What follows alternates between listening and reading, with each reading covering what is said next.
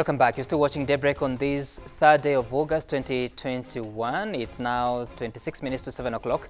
My name is Sam Gituko and I want to introduce the panel here. John Kagushi is the Speaker of Nyeri County. Karibu sana to the show.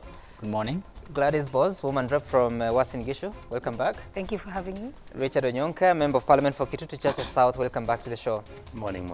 And we are hoping to be joined by Rosa Boyu, the woman representative for Kisumu County. As soon as she is able to join us, she will be on set to continue this conversation. I want to begin with what's on the two dailies. Front page of the Standard. Ruto blocked from another Uganda visit. The DP's second private visit to Uganda in a month aborts after he was asked to seek clearance from head of public service. He had waited at Wilson Airport for over 5 hours. It said that he got there at noon and he left some minutes around 5 p.m. And of course, the story continues on page 7, including a detailed account of what has been going on, including circulars that may have been issued previously, including one of September 2017, where the head of public service, Joseph Kinyua, is quoted to have said that this is to notify you that it has been decided until further notice, or until further advised, until further advised otherwise, no government official will travel outside the country without clearance by the president. We'll be looking at other details of what may have been released sometimes last year. And also on the front page of the Daily Nation, why Ruto's trip was blocked. They're talking of a person of interest, a Turkish citizen, and being said that to have been touring the country since around 2018, and he was to be in the company of the Deputy President Uganda, and they are saying that they are interested, the security forces are interested in this. That's according to the Daily Nation, but here of interest is that the Deputy President was barred from traveling out of the country. Let's listen to some leaders that were in his tour. They already got to Kampala and they spoke. This is what they had to say. Deputy President alifika hapo saa 7, akawekwa hapo for around 5.5 hours, waiting for some clearance. On inquiring what kind of clearance that he needed, no one was able to give us the correct answer. The immigration officer told us that he has received orders from above. All right. The members of parliament, led there by Kiharu MP Dende Nyoro, saying that they were told that he needed a clearance and that there were orders from above. Honorable Boss, how are you taking this development this morning? I think this is part of the concerted effort to humiliate the Deputy President and to frustrate him. It is rather clear, and we know that that is obvious. Because even if clearance is required, then it doesn't take 5 hours. Whoever it is that was made the phone call should have then facilitated the clearance immediately if they were acting in good faith. Mm-hmm. Do you know the details of what clearance would be needed for a Deputy President or a person of his stature to leave the country? I mean, the regulations in government that one must seek clearance is usually for your whereabouts to be known. That is all. Should you be required to be on duty? So it's not to prohibit you from traveling, but for your whereabouts to be revealed, should you be required to be called on duty. Mm-hmm. That is all. So his whereabouts were well known, where he was going, mm-hmm. and therefore would be available, should be required on duty. The only time that you wouldn't want the Deputy President out of the country is if the head of state is not in the country. But we know that the head of state was in the country. Mm-hmm. Yeah. Honorable Nyonka, you once worked at the Ministry of Foreign Affairs. Yes. What is it like, and how are you taking this news that a Deputy President is barred from traveling? I mean, we've never heard of such, I think, a person of that stature. That's very true. Actually, these events are unprecedented. I think under the African context, I think it's the first time that a senior government official has either been requested or, like the media is putting it out here, banned from traveling. But the truth is that when I was in the Ministry of Foreign Affairs, it's a normal standard operating procedure that either as a minister, deputy minister, or even when the president himself is leaving, there's usually a protocol that is followed. Mm-hmm. On when he leaves, there is a process which is usually known by everybody, including when he comes back. The way I look at it, The Deputy President has been going to Uganda, and if you look at the comments that have been raised, I think to some extent what you see happening is that people are questioning why you going to Uganda every 2-3 weeks. Whether that is something that should stop the Deputy President not to travel or not, I think the presidency, or rather President Uhuru, is the best qualified people to explain to Kenyans why his team felt that they needed to stop the DP from traveling to Uganda. But otherwise, I think like my sister Sholei has said, depending on what happens, and you know DP's people are very good in propaganda and very good in crying foul and very good in saying how they're being victimized. This is another case. Most probably for their base, it will be, again, another reason why their man is being targeted and their man is being victimized and their man is being treated unfairly. For the people who are not worried about the DPs or who are happy that DP is not actually enjoying the trappings of power, including express authority for him to travel where he's going, they will say, it doesn't really matter. For them, this is Jubilee again, messing each other up. So may they continue messing each other up. That's what we say. Yeah. Speaker Kagushia, if you need to travel, you're the Speaker of Nyeri County. If you need to travel, who do you inform? Who clears you? Well, when I need to travel, anyone coming from the county assemblies, we need clearance from the Minister of Devolution.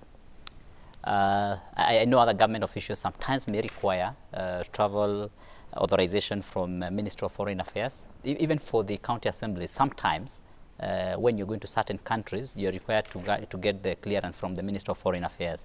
But we do get that clearance. But that is when it is official travel.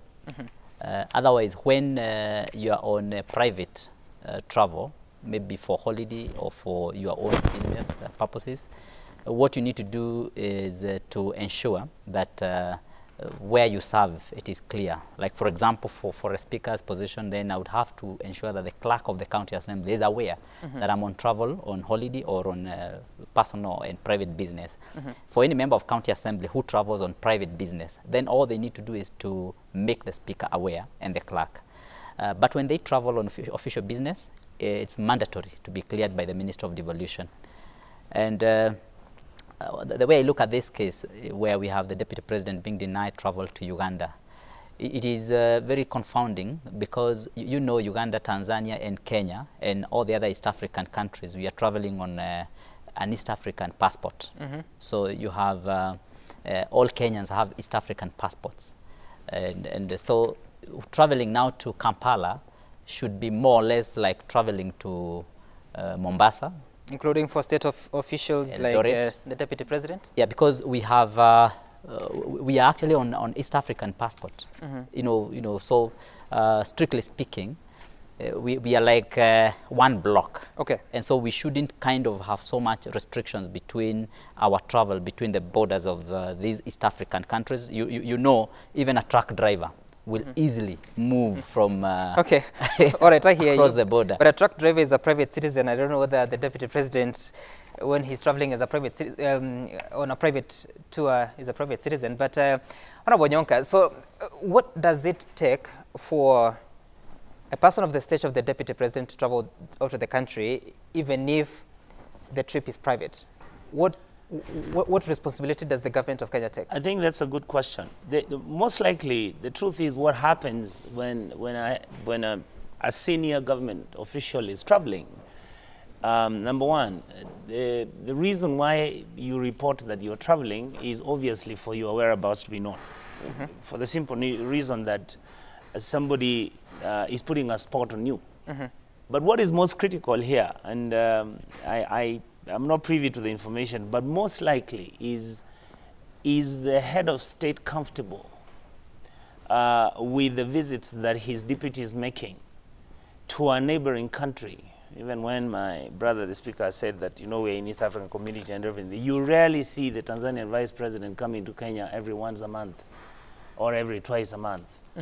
In terms of one, exposure. The president, obviously, any president will always want to put tabs on you to know what exactly is this that is making you go to Tanzania or to Uganda or any other country for that matter. Number two, but that should not be an excuse for your freedom to be stopped by anybody, particularly if you are actually an ordinary a senior leader who is doing his ordinary business, whether it's going to visit a friend or anywhere. This visit that the DP has been stopped from happening, to me, says much more, and that's my worry. Is the DP engaged in activities that are making the president uncomfortable?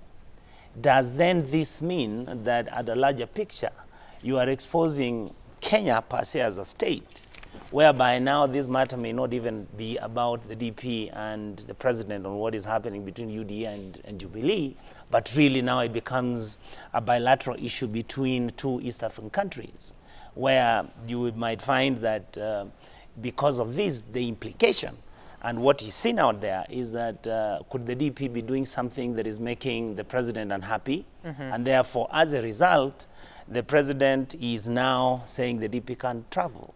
And does that create tension unnecessarily for political reasons? I think those are the issues I would look at. Yes. And Honorable Boss, I don't know if those reasons of Honorable Nyonka persuade you, but secondly, what is good notice for the Deputy President to notify the authorities, or no, what do I call them, that he's traveling out of the country? What is good notice? Like I said, the only reason why you seek clearance is not to be prohibited from traveling. It is for your whereabouts to be known. Were his whereabouts known? Yes. Was it known that he was traveling to Uganda? Yes. And it is not for immigration officials to humiliate you at the point of immigration.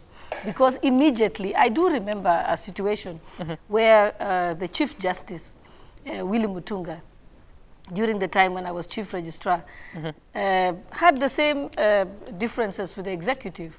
And at that time, they tried to stop him from traveling at JKIA. And I remember I did write a letter to the Office of the President and said that the Chief Justice does not require clearance from the executive. The only clearance within the judiciary is so that the Deputy Chief Justice knows that the Chief Justice is out of town, and therefore they should be able to hold forth. So it is for someone to be on duty when the other person is out. It is not for preventing to travel someone. It's not supposed to be used for frustration. It means we are going back to the old days of before the 2010 Constitution, where movements of persons were restricted. So this doesn't make sense at all. Are there reasons that would persuade the person who is doing the clearance to deny clearance? Yes, I mean, in fact, it should not be an immigration official dealing with it at all. These are things that should have been dealt with at the office. You want to tell me that the Deputy President left Karen, that the plans for the trip, the booking of the flights were done without knowledge of the state? Of course they know. If all his movements are public. That's what I'm asking. Soon they're going to tell him you need permission to go to Sugoi. At this rate. You have said that it was known that he was traveling to Uganda, and that's what I'm asking. What is good notice? When did it become known that he was to travel out of the country, if you know? Believe me, any travel arrangements for someone of that stature is already known at every responsible office within the circles of the executive by the time the travel plans are being made. So this was just intended to frustrate. It is not to facilitate. Okay. And even if it was so, it was just one, I mean, it's just all Joseph Kinyua knows, oh, he's going to Uganda, all right? That's known, he can go. But not to stop him.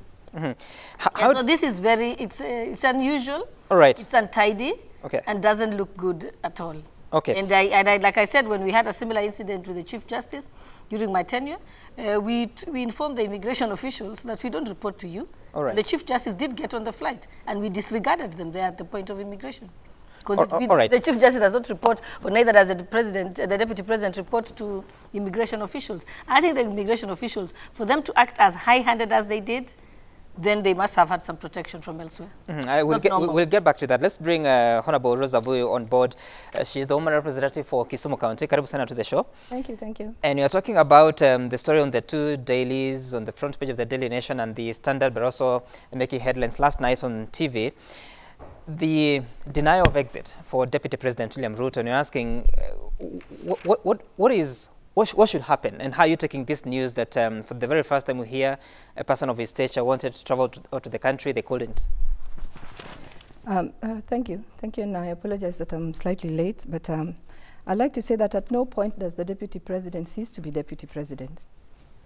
He is the Deputy President. Even when he wants to travel out in his private capacity, he's still the Deputy President. And we know that the President has been away. And we know that the Deputy President is the President's assistant. So if he wanted to go, and I do not want to assume that he takes it for granted that everybody knows that he's traveling, or the authorities know that he's traveling because he's the Deputy President.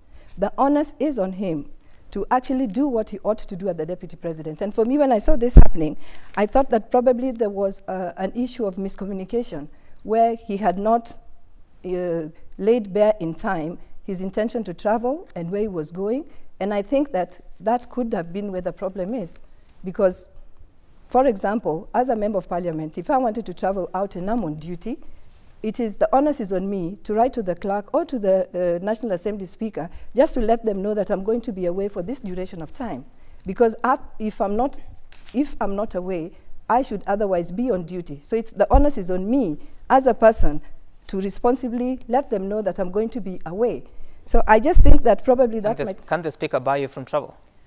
If there's something he can suggest. For example, there are many times that travels have been cancelled or have been put on hold because of an important issue to be discussed on the floor of the House. That can happen. Which travels, official or private? Official.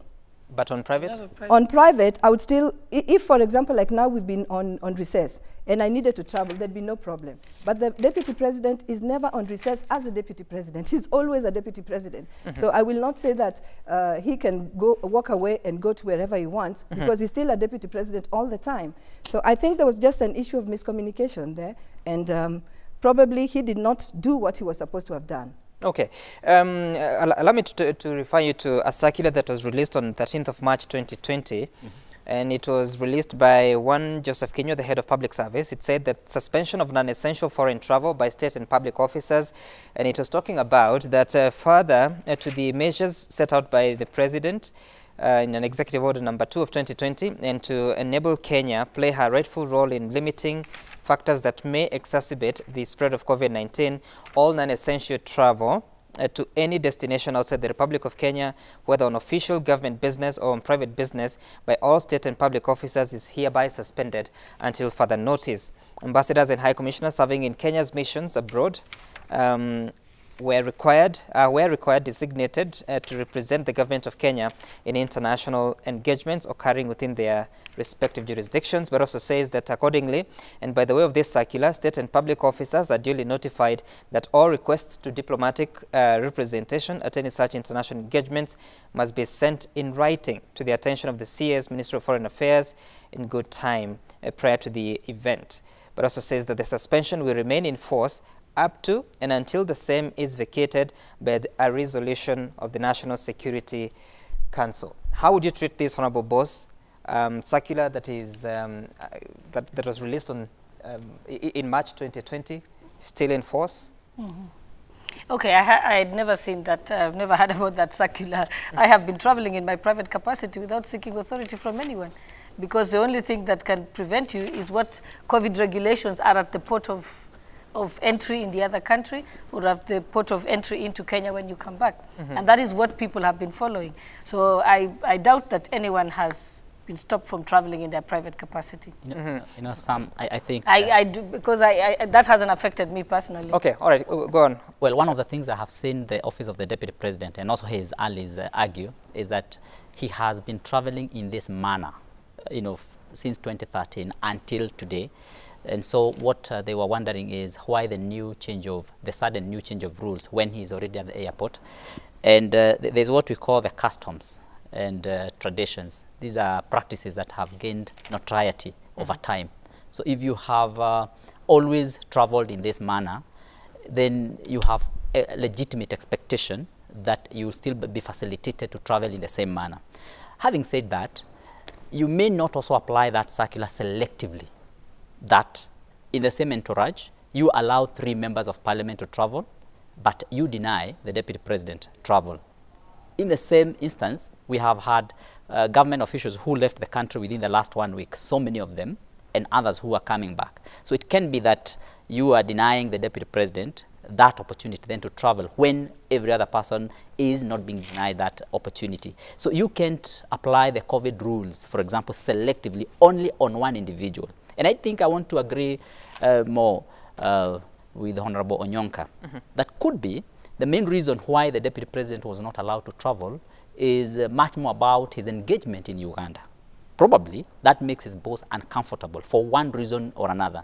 And if you look at the way probably he has done it in the past, like the last time he traveled to Uganda, the kind of reception that he got from the state, the kind of engagement that he had, and who knows, maybe the kind of business that he's doing, and even who knows, it could also be furthering his political activities and engagements in preparation to 2022. And it's clear what is happening in the country. There is a Stop Ruto movement, which is kind of well organized, coming from different angles. And so I think looking at it from a political perspective, the reasons could be much more, not about procedures, but much more about the reasons of travel. Not even about the COVID, because you can't apply it selectively, but much more because of what he was being engaged in when he gets to Uganda. What do you think is the president's role in this? Of course, who should clear the deputy president? Do you think there was a request to clear the DP? I want to imagine, from what I have read, is that he called the head of civil service, Kenywa, that is the office of the president, and the circular that talks about senior government officials to the level of cabinet secretaries getting clearance, that is the office that will ordinarily clear them. I mean, you don't expect the president himself to sign circulars or to sign letters of clearing people. So the person who does that is the head of civil service. So there is communication between the deputy president and the head of civil service. But the stories also say that it has never been a requirement. So how can you claim that the head of public service may have been notified, yet the stories are saying that the sources from the deputy president's office say it has never been a requirement for them? No, I think what has been said is that the deputy president has traveled in the same manner as he wanted to travel yesterday. As to the issue of clearance, I'm not very sure whether that is part of the procedure that they have always used. And I would imagine that is a procedure that they have always used. And so in this case, I want to imagine that they had followed the same procedure that they have used since 2013. But in this case, he was met by an obstacle. He was told, well, even if you have arranged this travel in this manner, we now have new instructions that you're not going to leave the country, you know? I think the deputy president and his allies have been on a defiance mode. And just given what you've just read about the circular of 2020, I think he's trying to dare the devil. We've got to that situation where him and his troops are trying to do things so that they play victim. You see, now they're refusing me to travel. You see, now they're doing this. This is the mode that he's on now. And if he knows that he's the deputy president and he wants to go to Uganda, for example, when he gets to Uganda, he's not treated as a Mr. Ruto. He's treated and accorded the stature of a deputy president. So he's carrying that title with him. So if I were in his position, I would do what I need to do and follow the protocols so that I don't get into a situation where I was, that happened yesterday.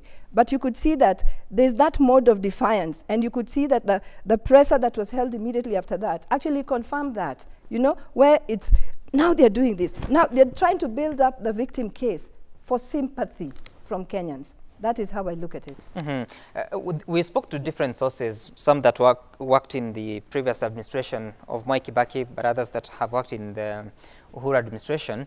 And they say that, yes, any person who sits in cabinet or is a principal secretary, they have to get clearance or notification and clearance from the head of civil service. But also to suggest that even the vice president, Kalonzo Musyoka, could not just travel, wake up and go.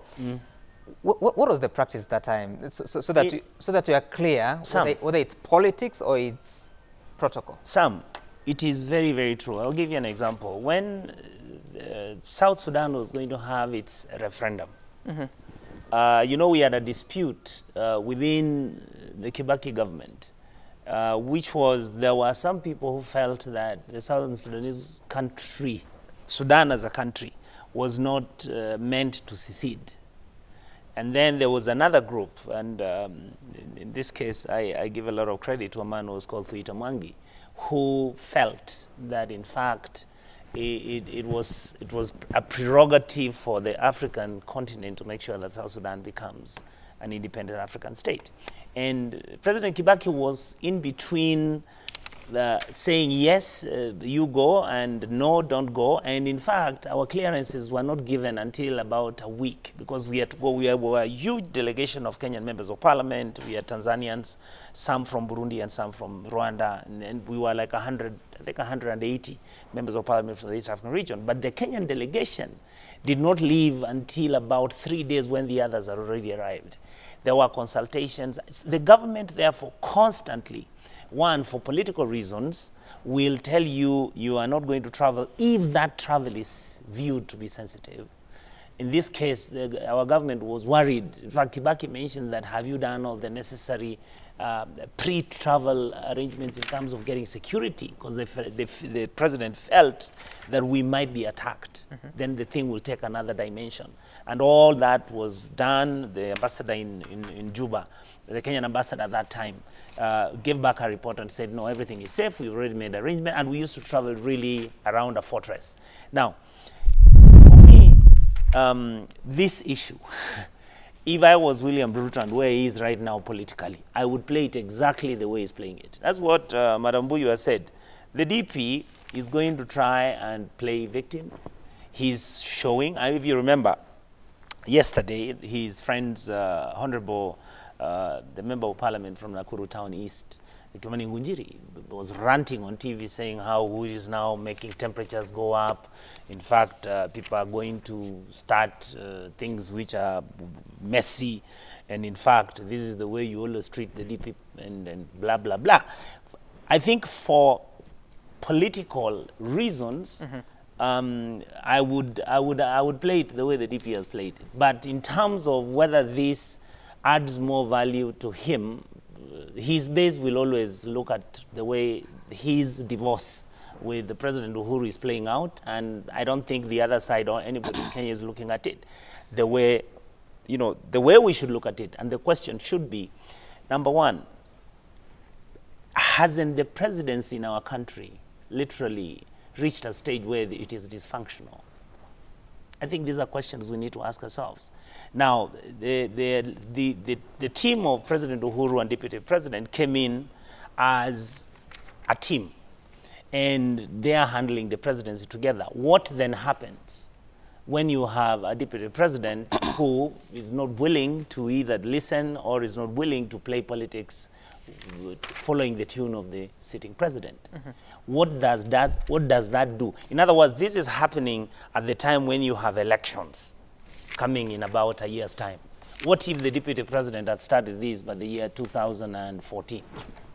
Immediately after the last elections, what then should we have been doing? I think for me, these are things now we need to start asking ourselves. Of course, somebody will say then the Deputy President can resign. What if he doesn't? Then impeach him. What if you don't have the numbers? These are things we should now begin to ask ourselves as Kenyans. Okay. The constitution that we adopted, which secures and protects the Deputy President because of the previous abuse of the position of the Vice Presidency in this country. What happens under these circumstances? For me, that's what I'm looking at now. Yes. And Honorable Boss, one of the persons that I spoke to says that apart from the clearance to travel, there are several things that have to be done, especially for a person in the stage of the Deputy President, that in as much as he would be traveling on a private trip, the government has to take responsibility of protecting him. So the security team that he goes with, the people that receive him on the other side probably may have to engage the High Commissioner of the Embassy on the other side. All that has to be planned. There has to be considerations on what is the cost of travel, whether even if he's paying for himself, how about the other people that are accompanying him. So when you look at this and they claim that it wasn't necessary to get clearance, that this is just being used against him because it's a private issue. I mean, how do you reconcile that for a government that has to take responsibility for its people? People are speaking as if every time you want to travel, it becomes an event. No. The way the office of the president is designed, which is the presidency, which includes the deputy president, is that there are certain protocols already inbuilt into the office. If you go to the office of the deputy president, you will find that they already have a security team that is there, who are deployed from the presidency and who are controlled from the presidency. They have one command, and you'll find that they change, even on their changing shifts, they normally are from the big command of the presidency, which are who are the people who are in control of the security team that takes care of the president and the deputy president. On a daily basis, whether he's moving from Karen to Kasarani, it is the same security team that just activates as usual. So even when he's moving to Uganda or to any other country, the activation of the security team and protocols are inbuilt as part of the process. That is why the office has several officers. The communications team will already kick in what they're supposed to do. The security team will kick in the process that they're supposed to undertake. If it is they even will have an intelligence officer who communicates with the intelligence desk to know that is it clear for him to travel. So these are already processes that exist. It doesn't mean that each time he makes a move, then a whole system is activated. No, it's already inbuilt in the system. It's a matter of course that usually happens. But isn't it necessary once there's a travel to be undertaken, communication is made so that also the travel can be facilitated for the other officers that are traveling with the DP? In terms of costs? No, that's what I'm saying. There is no way that a travel can begin without any of those processes having taken place. He already has officers within his office that do that on a day-to-day basis. It doesn't mean that each time it's an event. So you're saying it's sort of a plug-and-play thing? Yes, exactly. Okay. It's very simple. It's like if they know that he's going to a certain place, you'll see that the riders will be there, the cars will have already been organized, the OCS of the next place where he's going will already know. I mean, those are processes that are already inbuilt. No, so people are making it That's easy to understand. I'm just wondering, once you cross the borders, that you have to fly out, is it just plug and play as such? Again, by the time you book a ticket and a plane that has to leave, the plane has to get clearances. The clearances are known who is on board on that plane. So people are making it look like it's a whole overt and we are discussing it as if there was some criminal action. And if covert, yes. Covert. Yeah, if there was any questionable persons who were accompanying him, then it's very simple. Then the security team should pick up those people and give reasons and say, we have picked up the following persons because of the following reason. We have prevented the deputy president from traveling because of the following reasons. But you don't keep him for 5 hours. That is untidy, and that is... I want us to exit from this conversation. It's untidy, and that's not the way you do things. Because immediately you'd be informed that you cannot travel for the following reasons, or that... permission has been declined. As you saw from what was stated, is that when the deputy president called the head of public service, the head of public service was unaware of any such instructions. Sam, this whole thing is about, you know, when divorces take place, they're usually noisy, they're usually cantankerous. and some, I think Honorable Onyonka is much more closer to the issues. And you know, Honorable Onyonka is a very respected man. He has been Assistant Minister, Foreign Affairs, you know, for a long time. And he knows that this issue may not be much more procedural. It might be much more political. I'm a student of diplomacy also. I have a master's in diplomacy. And you can clearly tell this issue is much more political. And you know, Honorable Onyonka has asked very important questions. For example, he has asked, in our Constitution 2010, where the position of the Deputy President is so protected, I mean, what do you do about it when the Deputy President is not aligning himself with the President? And I think those are the questions that arise, because you have a Katiba which guaranteed the position of the Deputy President, and he is also elected, not appointed. Yes. And you see, if that remains the case, then we are dealing with the impacts of our Constitution 2010. Then we also have the other issue of, should a sitting Deputy President aspire to vie for the position of the President within the next term when this President retires? Exactly. So long as the Constitution allows that, and the Deputy President is elected just like the President, then you expect them to be like partners, to play almost at the same level. And so at this time, the question of the boss and who is the boss, I mean, the question of this is the boss and this one is a deputy, and that the deputy should subordinate 100% all his aspirations to the call of the boss may not work under this constitution. So if we require to, or if this has taught us lessons, maybe then when we are looking at the issue of change of the constitution, that is probably one of the things that can be addressed. But of course, then it has to be addressed at the backdrop of what was happening before, how the same was misused by the previous presidents. So we have to look at all those issues. I want us to exit. Yes, go ahead. The presidency is the president and the deputy president, but at no point can they be near equal. This is the issue. They cannot be near equal. The president is the president, and the deputy is the president's assistant. But when you try to now show like you are equal and you can also be president, this is where the problem comes in. Sam, the president, President Uhuru Kenyatta, and President Museveni are counterparts or colleagues at the same level. And you, as my assistant, you want to go and visit my colleague or my counterpart, you know, without my knowledge or with my knowledge, but as you go there, you are treated as if you are another president, okay, in that country. And I'm the president, I'm here in Kenya, in this country, okay?